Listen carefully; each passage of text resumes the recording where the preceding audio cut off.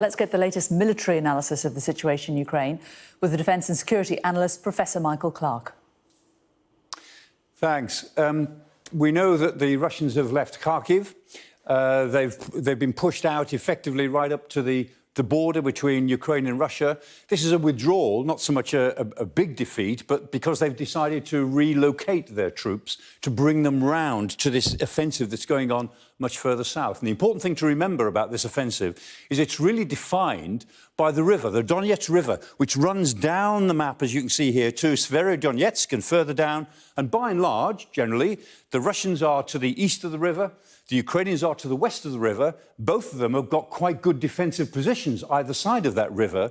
But of course, if you're attacking, as the Russians are trying to do, then that river becomes a problem.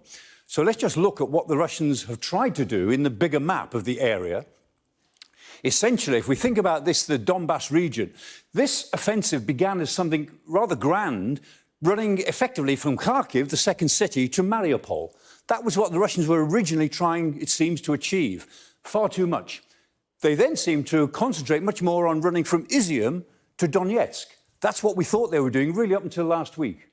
The last 24, 36 hours seems to indicate that they're bringing these troops from Kharkiv and some other troops that they've had in Belgorod, not committed to Kharkiv, that they're bringing them round to a much smaller but more intensive offensive from Severodonetsk to Svitlodarsk.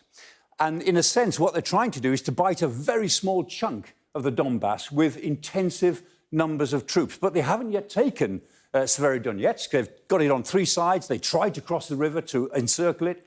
That was a complete fiasco. They've still got to get across the Donetsk River in order to make any real headway. Final talking point, really, is Mariupol. Of course, Mariupol is always the talking point.